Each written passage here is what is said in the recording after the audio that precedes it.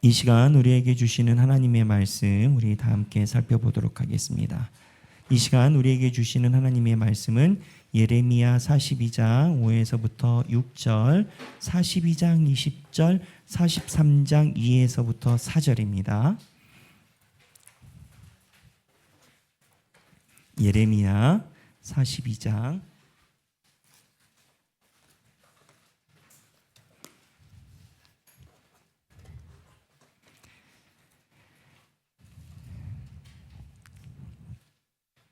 네.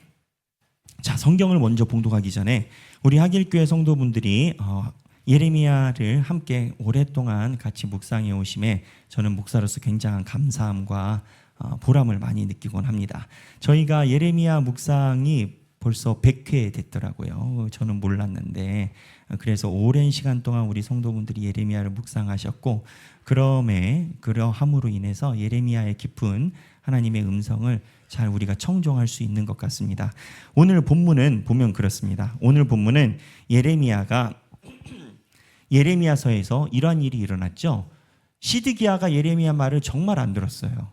마지막 날까지 시드기야가 하나님의 말씀에 반해서 살아가서 하나님이 예언자를 통해서 말씀하셨던 남유다가 멸망하리라가 실제적으로 일어났고 나라가 망했습니다. 바벨론이 쳐들어왔고 나라가 완전 없어졌습니다. 그리고 나서 바벨론이 세운 총독이 있습니다. 이 땅을 어떻게든 살아나게끔 해야 바벨론이 세금을 받든 해야 되니까 이 땅을 감찰할 총독을 세웠는데 그다랴라는 사람입니다. 이 그다랴는 이스라엘의 지파에 있는 왕족의 계파가 아닙니다. 다윗의 계파가 아닙니다. 아마 바벨론이 이런 것을 의도했었을 것 같습니다. 그런데 희한하게 이 그다랴는요, 역설적으로 요시야 때, 그러니까 40년 전에 종교개혁에 동참했었던 하나님을 온전히 믿고자 했었던 그 집안의 자손 그다랴가 이제 전체 총독이 된 겁니다. 왕은 없고. 그러니까 이러한 상황이 되다 보니까 바벨론은 군대로 점령하고 군대 좀 남겨놓고 그다랴를 세우고 바벨론으로 퇴각했고요. 그다랴가 이제 전체적으로 나라를 수습하려는 상황이 되는 건 거죠. 어떻게 보면은 수습 대체적인 정권의 상황인 건 거죠. 이때 이 그다랴를 시기한 왕족이 있었습니다. 다윗의 계파에서 세워져야 되는데 그렇지 않았다는 거죠. 그래서 그다랴를 변질자처럼 보면서 시기하고 그다랴를 시해를 시도한 왕족이 있었는데 이스마엘입니다.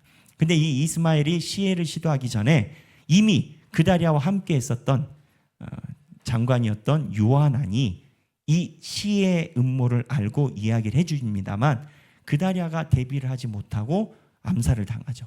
그리고 나서 이 요하난이 이 이스마엘 그다랴를 시해한 사람을 물리치고 난 다음에 이 상황인 겁니다. 그러니까 이 그다랴와 함께하는, 아니 그다랴가 아니라 요하난이죠.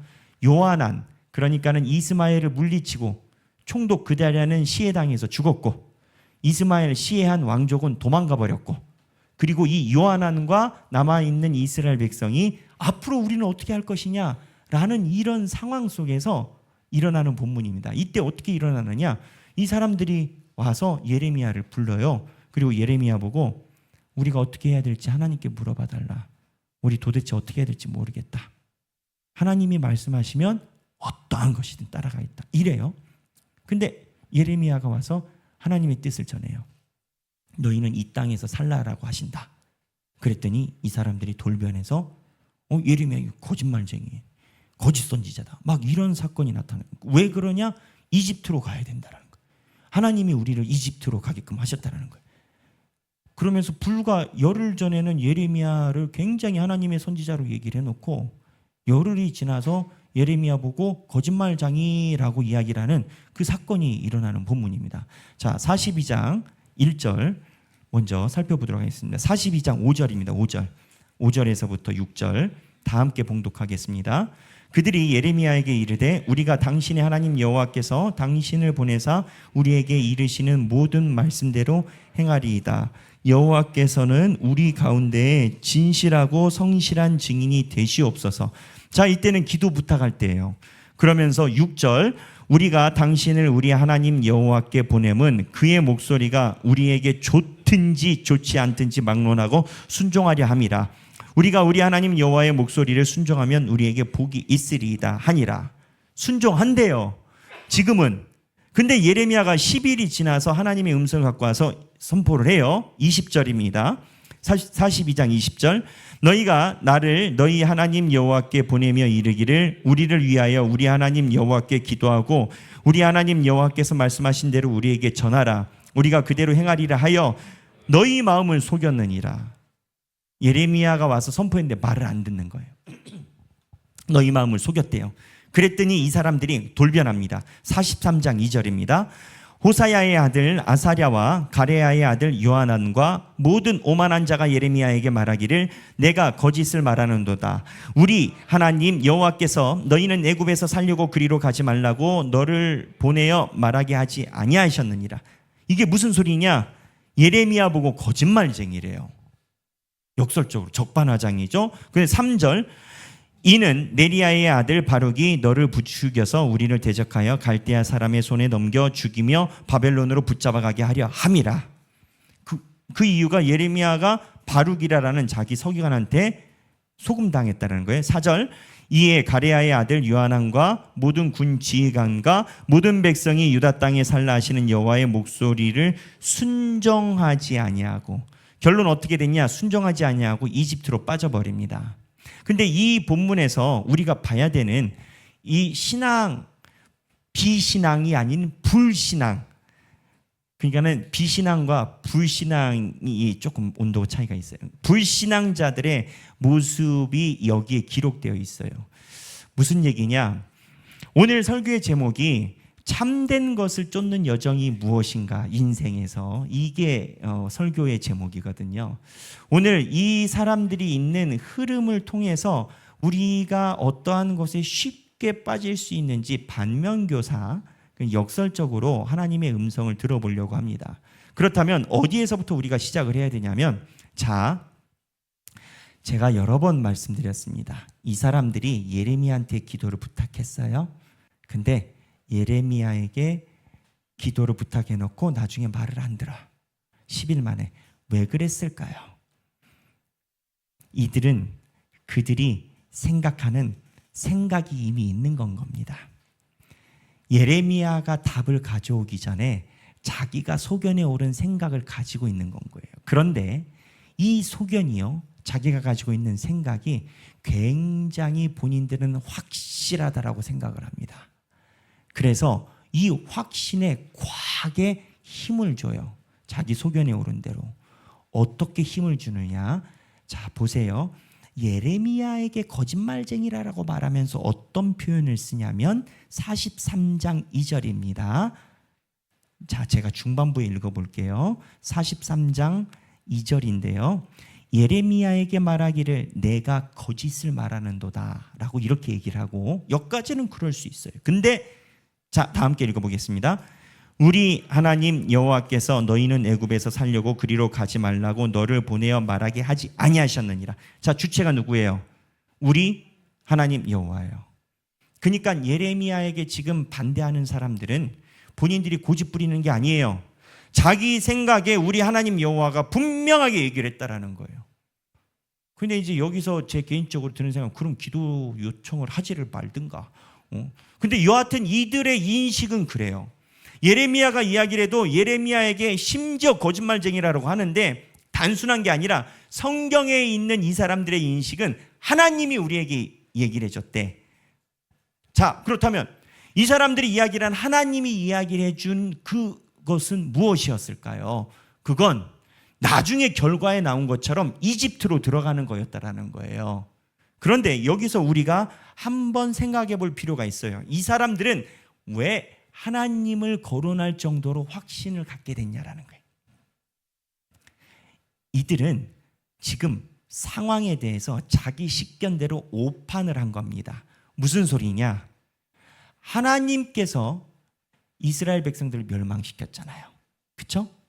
근데 하나님이 40년 전부터 하나님의 말씀에 따라서 종교개혁을 일으켰던 그 집안의 아들을, 그다리아를 총독으로 삼으셨잖아요. 그렇죠? 근데 이 총독이 시해를 당했잖아요. 그랬죠? 그러면 이 사람들은 이렇게 주장을 하는 겁니다. 하나님이 이 땅을 떠나라고 하신다. 왜? 하나님 손에 의해서 세워진 왕이 시해를 당했고 바벨론이 이 소식을 듣고 다시 군대를 몰고 오면 우리는 오해받을 것이다. 그래서 어떻게 하냐? 이집트로 가자. 이렇게 본인들은 오판을 하는 건 거예요. 근데 이게 오판이라는 것이 바벨론이 이 전제가 뭐냐? 바벨론이 오면 우리를 몰아내고 야단치고 징벌할 것이다라고 얘기를 하거든요. 근데 바벨론이 앞에 예레미야 39장 10절에 보면 남은 자들에게 우호적으로 합니다. 왜? 바벨론에게 반항한 사람들은 이미 싹 사로잡았어요. 그래서 사로잡아가지고 바벨론 본성으로 노예로 끌고 가버렸어요. 시드기야도. 그러니까는 지도층을 싸그리 몽땅 끌고 간 건 거예요. 근데 이렇게 되면 어떻게 되느냐? 아니, 누군가는 세금을 내야 될 거 아니에요. 바벨론은 지금 전쟁 전후 비용을 누구한테 받아야 되는데, 그래서 남아있는 빈민들에게 땅을 바벨론들이 나눠줍니다. 그래서 전쟁으로 인해서 경제개혁이 일어나는 건 거예요. 그래서 여기 남아있는 이러한 시민들에게 바벨론이 굉장히 우호적입니다. 무슨 얘기냐? 바벨론이 내려와가지고 이 사람들이 그다랴를 시해한 사람은 물리쳤다라고 칭찬을 할 것인가 징벌을 할 것인가를 할 때 성서학자들이 볼 때는 칭찬을 할 가능성으로 추정하는 게 더 높다라는 거예요. 근데 이 사람들이 오판을 하는 건 거예요. 바벨론이 오면 우리를 이렇게 몰아제낄 거고, 그리고 우리는 이러면 할 말이 없을 거고. 근데 그거를 떠나서 이런 오판하게 된 근거가 뭐냐? 하나님이 바벨론을 통해서 이스라엘을 멸망시키고 그 다음에 그다랴를 세웠는데 그다랴가 시해를 당했으니 이건 징표다. 뭐 여기를 떠나라고. 자기 나름대로 응답을 받아버린 거예요. 그리고 자기네들이 원하는 대로 소리를 듣고 싶어하는 기질이 나타납니다. 무슨 얘기냐? 여러분, 요즘에 확증편향이라는 단어가 사람들에게 많이 들리곤 해요. 확증편향이 뭔지 아십니까? 내가 하나에 딱 꽂혔어. 그러면 사람이요, 희한하게 내가 생각하는 바를 지지하는 생각만 끌어당겨요. 그래서 예를 들어서 이게 있잖아요. 저는 이제 제 설교의 길이를 보려고, 이게 스탑워치입니다. 이제 스탑워치를 놓고 서론 본론 결론을 이렇게 설교 딜리버리 하면서 제 나름대로 조정하려고 부단히 노력을 하는데, 이러한 스탑워치를 놓고 설교를 하는 목회자의 설교 양태는 저만이 있습니다. 목사님들 책상 위에 스탑워치 없어요. 그러면 이제 누군가는 그러겠지. 설교를 전하는데 이게 왜 필요해? 그러면 이제 저는 필요합니다 하겠지. 그럼 다른 분들은 필요 없어 하면, 필요 없다라고 생각하는 사람들은 필요 없는 이유를 계속 모으는 건 거예요. 그리고 필요하다 생각하는 사람은 필요하다 생각하는 것을 모으겠죠. 근데 요즘에 확증편향이라는 이 증세에 대해서 언급하는 이유가 있어요. 알고리즘 때문에 그래요. 이 확증편향을 양산시키고 심각하게 만드는 게 현대사회입니다. 우리가 유튜브로 보면 희한하게 내가 어저께 봤었던 백이 또 연관 검색으로 올라와. 희한하네. 이거 나 돈 없는데 제껴. 근데 그 다음날 또 올라와. 그러면은 그 주부가 뭐라고 생각하냐면, 이건 하나님의 뜻이다, 사야지. 근데 이게 사실은 알고리즘이 올라온 거예요. 그냥 알고리즘에 의해서 내가 클릭하는 거 연관이 계속 올라오는 거야. 근데 이게 하나님의 뜻이다, 사야지, 이렇게 가는 게, 이 멘탈이 어떻게 되느냐? 하나님의 뜻은 일단 아니야. 근데 자기가 듣고 싶은 소리를 자꾸 들려주니까 거기에 과하게 신념을 쌓는 건 거예요. 지금 이스라엘 백성들이요, 초반부터 오판을 내리는 이 멘탈이요, 무언가 과하게 치우친 느낌을 지울 수가 없어요. 근데 이들이 치우친 느낌을 가지고 있는데, 자기들이 원하는 무언가의 색깔이 있는데, 이집트로 빠지기 위한 색깔이 있는데, 이 색깔에 따라서 사안을 다 분별하는 건 거예요. 그다랴가 시해당했어. 하나님이 떠나라는 거야. 예레미야한테 기도 제목 요청해보자. 분명히 예레미야가 하나님의 사람이라면 우리에게 이런 얘기를 하겠지라고 본인들이 확신을 하는 건 거예요. 그리고 나서 예레미야에게 답을 듣길 원하는 건 거예요. 이 확증 편향의 가장 중요한 분기점은 주체가 본인입니다. 타자가 아니고 본인입니다. 자아중심적이에요. 모든 사람들이 다 다르게 이야기하는데 본인만 안 그렇대. 요즘 현대인들이 그런 사람이 굉장히 많더라고요. 대화가 힘들어진다는 확증 편향 현상이거든요. 그런데 이러한 현상이 일어나면서 이 편향은 어떻게 되냐면 팩트에 대한 분석을 아예 다르게 가요. 예레미야가 거짓말했다라는 거예요. 자기는 확신한대. 응? 옛날에 여기 손바닥에 왕자 쓰신 분들이 있었잖아요. 응? 왕자 쓰신 분. 통일 대통령, 왕국 된다라는 거예요. 어쨌든 본인이 생각을 그렇게 하는 거 뭐 누가 뭐라고 하겠어. 본인의 신념이니까. 근데 예레미야가 거짓말한다라는 거예요. 그리고 나서 이 사안으로 분석하면 그럼 예레미야가 왜 거짓말하느냐가 증명이 돼야 되잖아요. 그랬더니 이들도 나름대로 추론을 가져가는 거예요. 뭐냐? 예레미야가 거짓말하는 이유는 누구 때문이다? 바룩, 서기관. 아니 바룩은 예레미야가 쓴 대로 일하는 비서예요. 근데 바룩이 옆에서 계속 꼬셨다라는 거예요. 예레미야를. 예레미야가 얼마나 강단 있는 사람인데 누가 이야기를 한다고 꼬셔지고 넘어갈 사람입니까? 그럴 것 같으면 지금까지 이렇게 고생하지도 않지. 예레미야의 성정을 40년 동안 봤음에도 불구하고 예레미야가 바룩에게 넘어갔대. 확증 편향은 본인들이 수없이 많은 걸 꿰맞춰요. 남편이 뭔가 요즘에 나한테 불편한 것 같아. 좋아. 문을 열고 들어왔을 때 내 눈을 똑바로 쳐다보고 피하면은 뭔가 잘못한 것이 있다. 남편이 집에 딱 들어왔어. 근데 와이프가 눈을 이렇게 쳐다보고 있어. 눈을 봐. 여보, 뭔 일 있어? 했더니 자, 돈 뭐 훔쳤어? 뭐 숨겼어? 용돈 얼마 줬어? 확증 편향은 모든 해석을 자기들이 원하는 대로 해가요.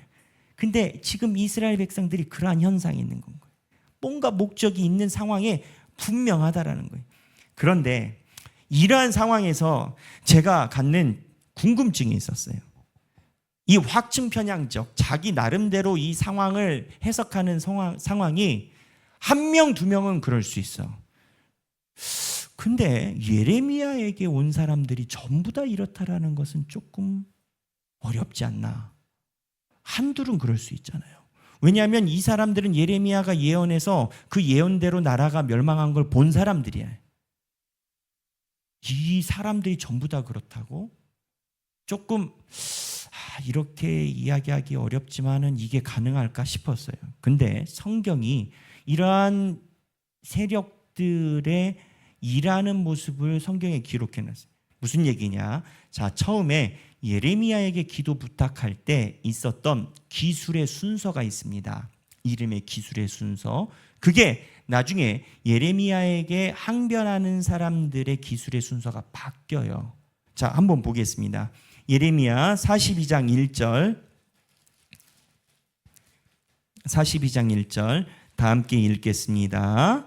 이에 모든 군대의 지휘관과 가레야의 아들 요하난과 호사야의 아들 여사냐와 백성의 낮은 자로부터 높은 자까지. 자, 이렇게 나오잖아요.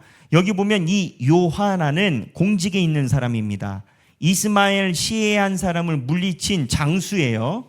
지도자예요. 요하난이. 근데 요하난이 먼저 나오고 그 다음에 호사야의 아들 여사냐가 나오잖아요. 이 여사냐가 이 히브리어의 원문에 있는 기록에 의하면 이 말이 여러 가지가 가능한 이름이에요. 무슨 얘기냐? 43장 2절에 보면 42장 1절에서 여사냐가 호사야의 아들이라고 나왔거든요. 근데 43장 2절 함께 읽겠습니다. 호사야의 아들 아사랴와 가레야의 아들 요하난과 모든 오만한 자가 예레미야에게 말하기를 내가 거짓말을 하는도다 라고 나오잖아요. 여기도 호사랴의 아들이라고 나오거든요. 근데 아사랴예요. 그래서 성서학자들은 이 아사랴와 여사냐가 동일 인물이라고 다 봅니다. 무슨 얘기냐? 처음에는요, 지도자가 먼저 있고 그 다음에 일반인이 이름이 그 다음에 있어요. 근데 두 번째는요. 일반인의 이름이 먼저 있고 지도자의 이름이 뒤에 기록되어 있어요. 성경이 한 장밖에 차이 안 나요. 무슨 얘기냐?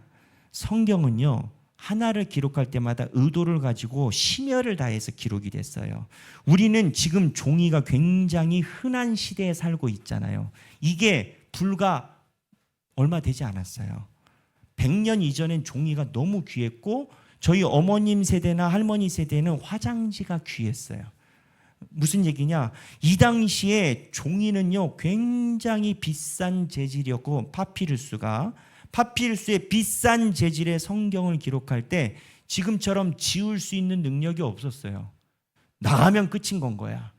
얼마나 긴장을 하고 썼겠어요. 그래서 이 파피루스에 글을 남기는 그러한 직업을 서기관이라고 얘기를 하거든요. 글을 남기는. 그래서 이 서기관들에 대한 역사는 성경에만 있는 게 아니라 모든 인류에 다 있어요. 무슨 얘기냐? 이름이 한 장만에 왜 순서가 배열이 바뀌었냐고. 신학자들은 이구동성으로 이 파트를 이렇게 해석합니다. 요한안이 이기지 못할 여론전에서 민중들이 이미 결정하고 온 상황이다라는 거예요. 무슨 얘기냐? 이 민중들은요, 이 10일 동안 큰 작업이 있었던 거예요. 무슨 작업? 예레미야가 말을 하기 전에 이미 이집트로 가야 되는 목적을 분명하게 사람들끼리 작업이 끝난 거예요. 하나님의 현실을 바라보는 해석 방법이 이미 이 안에서 얘기가 끝난 거예요. 요한안이 예레미야에게 부탁을 했지만 요한안이 할 수 없는 상황이 된 건 거예요. 그래서 이 사람들이 어떻게 했냐면 예레미야를 거짓말쟁이로 만든 거예요. 그러면 우리가 여기에서 갖게 되는 질문은 이겁니다. 왜 그랬냐라는 거예요. 왜?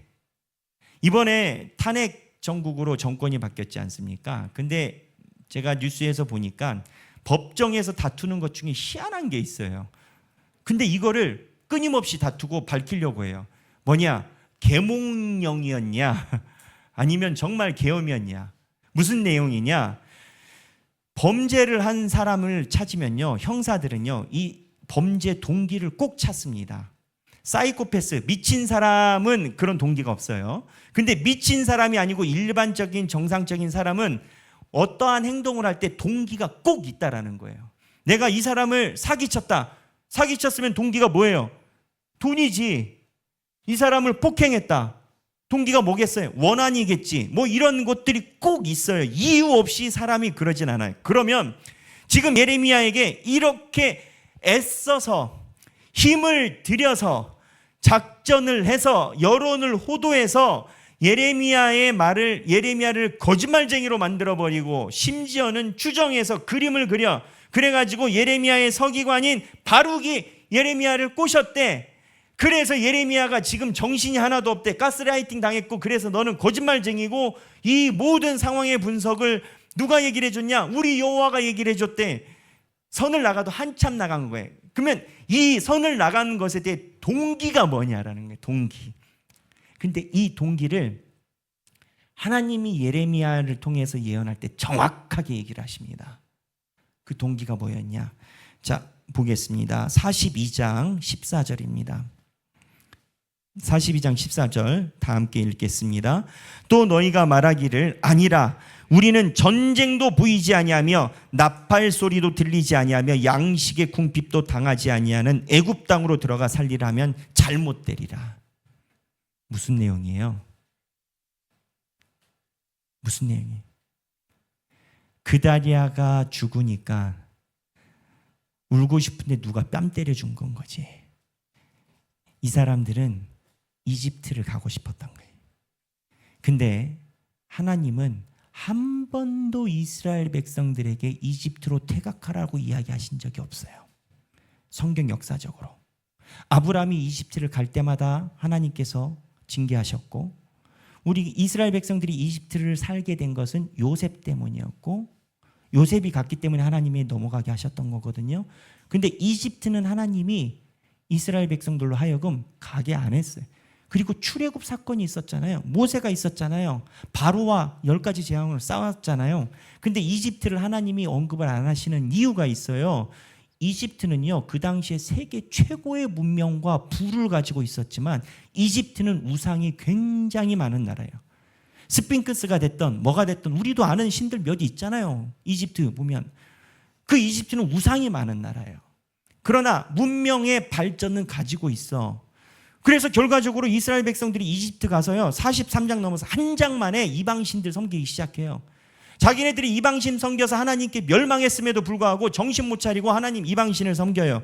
근데 이 사람들이 이집트를 왜 갔냐라는 거예요. 이들은 눈에 보이는 복을 쫓아간 거예요. 하나님의 뜻이 중요하지 않아요. 그래서 여기서 한 신학자가 이 표현에 대해서 우리는 점검이 필요하다라고 한 표현이 있습니다. 그 표현이 뭐냐? 잘 들어보세요. 우리가 믿는 신 하나님은 복을 내려주는 존재이지 우리에게 순종을 요구해서는 안 된다. 이 문구를 어떻게 생각하느냐라는 거예요. 신은 복을 내려주는 존재이지 순종을 요구하는 존재가 아니라는 거예요. 아예 신이라는 존재에 대한 개념이 다른 겁니다. 근데 이 개념을 이야기를 하는 게 신앙인들도 이러한 생각을 갖고 있을 가능성이 매우 높아요. 하나님은 나에게 복을 주는 존재이지 나보고 힘들게 순종을 해달라고 하는 존재면 신이 아니라는 거예요. 무속신앙 요즘 얘기가 많이 나옵니다. 저는 반가워요. 옛날부터 이 불편했는데 이제 융단폭격을 할 때가 됐어. 이 무속을. 그래서 어저께 우연히 봤는데 책을 주문을 했는데 기자들이 한국에 있는 무속을 다 지금 자기네들이 연구해가지고 책을 하나 나왔더라고. 이거는 신앙책이 아니에요. 그냥 무속이 뭔지 연구를 했어요. 근데 이 무속의 기본적인 특징이 있어요. 귀신이든 마귀든 애기신이든 동자신이든 사탄이든 뿌리 달리든 상관이 없어요. 무속을 요청하는 사람에겐. 내가 1,000만 원을 넣었으면 1,000만 원 이상 하는 가치를 나에게 보여주면 돼. 무속은 신의 참이냐 거짓이냐의 여부에 그닥 관심이 없어요. 내가 복채를 냈으면 복채의 효과가 분명히 나타나면 돼. 왜? 내가 오늘 현실을 살아가는데 자연적인 힘으로 살아가는 게 힘드니까 초자연적인 능력으로 하면 돼. 이 무속은요, 힘만 세면은 복채 많이 갖다 줘요. 그리고 마귀들도 힘이 있기 때문에 어느 정도의 힘을 갖고 있어요. 무슨 얘기냐? 신은 복을 내려주는 존재이지 나에게 순종을 요구하면 안 된다라는 거예요. 근데 하나님은 달라요. 하나님은 무속의 신이 아니세요. 하나님은 여러분들에게 물론 하나님이 복을 주시지만 복을 주기에 존재하는 무속의 신과는 달라요. 하나님은 우리들에게 하나님의 뜻에 맞춰서 살아가야 너희들이 영원한 생명을 얻는다라고 해요. 차이가 뭐냐? 무속신은 돈 내면 복을 주지만 하나님은 그러지 않아요. 무속신은 내가 주인이고 신이 두 번째야. 하나님이 첫 번째고 내가 두 번째예요. 하나님과 무속신의 차이가 여기 있는 겁니다. 그렇다면 하나님은 왜 그렇게 우리로 하여금 지속적으로 고치라라고 하고 그러느냐? 이때 이 두 신에 대한 관념에서 가지고 있는 우리의 기준점이 다름을 인식을 해야 됩니다. 무슨 얘기냐? 현실만 바라보는 사람은 현실에 가장 효과적인 신이면 누구든 오케이예요. 그러나 하나님은 현실만 거하시는 게 아니라 하나님은 영원한 하나님이에요. 그러니까 하나님 입장에서는 너희들이 현실에서 부귀영화를 누리고 잘 먹고 잘 살고 빌딩 세우고 이러한 삶을 살아가는 게 중요한 게 아니라 하나님은 하나님이 나눠주시는, 하나님이 주시는, 창조해 주시는 영생을 너희들이 받는 게 더 큰 복인 건 거예요. 하나님은 너희들이 100년 살 동안에 부귀영화를 누리면서 썩어 죽어질 거를 사는 게 중요한 게 아니라 하나님이 주는 영원한 생명에 너희들이 들어오는 게 하나님은 너무 중요하신 분인 건 거예요. 그러다 보니 하나님의 영원한 생명에 들어오는 과정이 우리에게 필요하고, 그 과정은 뭐냐? 딱 하나예요. 하나님의 음성에 귀를 기울이는 거예요. 하나님의 음성에 귀를 기울이면 황무지가 천국이 돼요. 아브라함이 그랬어요. 하나님이 본토 아비집을 떠나 내가 내게 지시할 땅으로 가라. 근데 아브라함이 실제적으로 그러한 것을 보지 못했어요. 아브라함 유리방황했어요. 그러나 아브라함은 하나님의 음성을 들었어요. 그래서 아브라함이 롯이랑 얘기를 했어요. 롯 아시죠? 아브라함 조카 처음에 같이 하나님이 축복 주셔서 재산이 많아졌어요. 앞에 소돔과 고모라가 있어요. 옆에는 광야가 있어요. 재산이 많아서 같이 살 수가 없게 됐어. 그래서 롯에게 얘기를 했어. 자, 오른쪽엔 소돔과 고모라 좋은 성이 있고 옆에는 광야가 있는데 롯 너 어디로 갈래? 우리 재산이 많아서 같이 살긴 힘들어. 그러니까 네가 가면 내가 반대로 갈게. 그랬더니 롯이 어떻게 했냐? 롯은 자기가 눈에 보이기에 세상적으로 좋은 소돔과 고모라를 선택했어요. 결과는 어떻게 됐어요? 자기 아내가 소금 기둥이 되고 그 성에서 살지 못하고 하나님의 불기둥으로 나라가 멸망해버리죠. 여호수아 갈렙 정탐꾼들이 갔어요. 앞에 두려움이 있어요. 근데 이 두려움 앞에서 10명은 안 된대. 근데 여호수아 갈렙은 그렇게 얘기를 해. 하나님이 원하시면 저 가나안 사람들이 우리의 밥이 될 것이다 라고 얘기를 해. 힘든 일이죠. 전쟁을 일으키는데 누가 쉽겠어요? 여러분 지금 우크라이나는 전쟁 중이에요. 여러분 전쟁은요 현실이에요. 현실. 이스라엘 백성들이 지금 가나안 땅에 하나님이 전쟁을 일으키려고 해. 10명이 다 반. 근데 여호수아 갈렙이 하나님의 말씀에 우리가 귀를 기울인다면 주께서 우리를 인도한다라는 거예요. 무슨 얘기냐?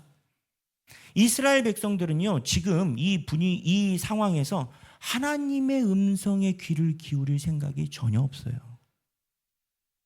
하나님께 물어보는 것은 무당에게 물어보듯이 확증편향적으로 내가 듣고 싶은 소리를 듣고 싶은 거지 하나님의 음성이 상관. 이 본문은 우리에게 물어보는 바가 아주 명확해요. 신관이라고 표현되는데 너는 하나님을 어떻게 믿느냐라는 거예요. 여기 본문에 나온 분들도요 다 하나님을 압니다. 요한도 하나님을 알고요. 심지어는 하나님이 살아있다를 알아요. 요한도 알고요. 여기 언급했던 아사랴와 그 일당도 다 알아요. 근데 이들은 예루살렘에서 이미 여러 잡신이 들어와서 여러 신들을 섬겼던 다신교적 상황에서 하나님을 알고 있거든. 아유 목사님 하나님은 살아계시죠. 아멘.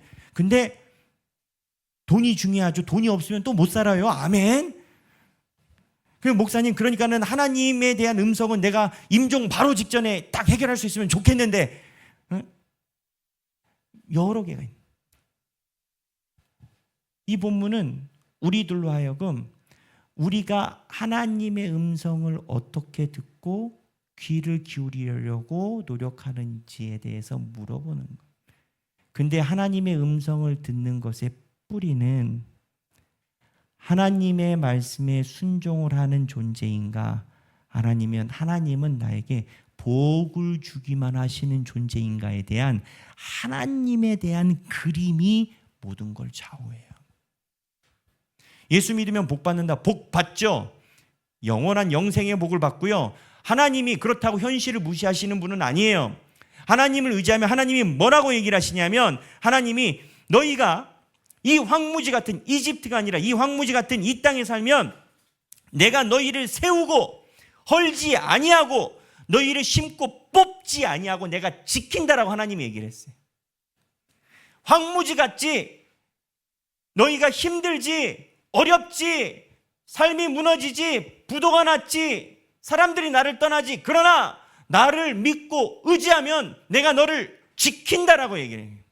그런데 못 믿어요. 왜? 이집트가 눈앞에 있으니까. 하나님의 음성이 아니어도 내가 기댈 수 있는 것이 있어 보이니까. 하나님이 가지 말라고 얘기를 해요. 너는 주를 바라보라라고 얘기를 해요. 하지만 알지만 바라보지 못해요. 이게 거짓 진실을 따라가는 지름길입니다. 하나님에 대해서 얼마만큼 내가 신뢰도를 가져가느냐가 이 모든 진실에 대한 신뢰도를. 하나님은요, 그냥 하나님이 우리에게 얘기를 안 하시는 게 아니에요. 우리가 이 성경을 볼 때마다 저는 그 생각이 들어요. 야, 예레미야가 옆에 붙어 있는데도 이렇게 말을 안 듣네. 그럼 망해도 싸다. 40년 동안 예레미야가 설교를 했는데 한 명도 안 들어. 아이고, 하나님의 인내가 크시네. 내가 하나님이었으면 40년까지 안 가지. 한 달 만에 그냥 예레미야 보면서 그냥 무한 그냥 고구마 100개 먹은 것 같아. 막 무지하게 안 듣네. 근데 그때 하나님이 뭐라고 얘기를 하시는지 아세요? 야, 예레미야 시절에 있는 사람들은 성경이 아무도 없었어. 그때 예레미야는 있었지 모르지만 예레미야가 아니면 사람들이 말씀을 보지는 못했어. 근데 지금 너희들은 역사적으로 가장 성경을 흔하게 언제든 집에 지나가다가 오래된 책이 있으면 발에 걸릴 정도로 굴러다니는 게 하나님의 말씀인데 너희들은 내 말을 듣느냐라. 내가 어렵고 힘들 때 하나님을 의지하느냐 의지하지 않느냐는 내가 하나님에 대해서 어떻게 생각하느냐로 결론이 납니다. 예레미야를 통해서 우리에게 하시는 하나님의 말씀은 이집트를 의지하지 말고, 비록 너희가 살아가는 이 삶의 현장이 광야 같을지라도 나를 의지하면 내가 너희를 세우고 너희가 뽑히지 않게 할 것이며 내가 너희들에게 주인이 된다라고 하나님이 얘기를 하십니다.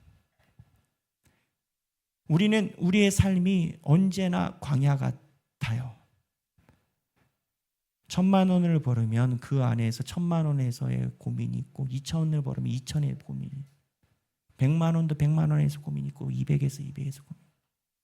이 광야의 순간에 애국과 같은 그러한 모습을 기대하며 살아가는 것이 아니라 하나님이 말씀하시는 음성에 기대하여 하나님의 음성대로 살아가는 저와 여러분이 되시길 주님의 이름으로 축원합니다. 기도하겠습니다. 하나님 아버지, 이스라엘 백성들이 본인들이 이미 내린 결론이 있었습니다. 본인들이 내린 결론, 보기에 좋은 이집트로 간다. 돈 벌 수 있는 이집트로 간다. 근데 그거를 정당하기 위해서 나머지를 거꾸로 다 쳐다봤습니다. 하나님, 우리도 사실은 세상이 좋아요. 세상이 좋은데 세상에 좋은 것에서 거꾸로 하나님께서 도움을 주시나 혹시 쳐다보고 살고 있는 건 아닌지 주 앞에 회개합니다. 하나님이 우리에게 말씀하십니다. 아니다. 네가 광야에 있든 수없이 많은 어려움과 남들에게 말하지 못할 힘듦이 있더라도 나를 바라봐야, 나를 의지해야 살고 내가 너희를 세우고 절대 뽑히지 않도록 만들 것이니 너는 힘들어도 이를 악물고 나를 바라보라라고 주께서 얘기를 하십니다. 주여, 우리가 주만 의지하게 하여 주옵소서. 주여, 우리가 주만 바라게 하여 주옵소서.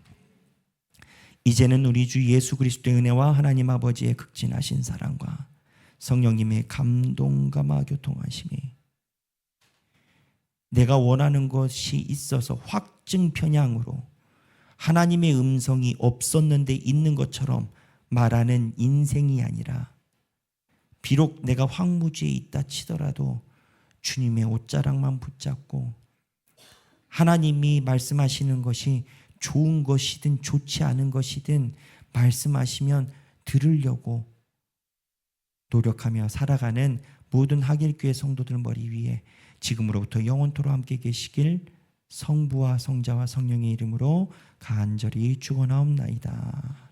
아멘.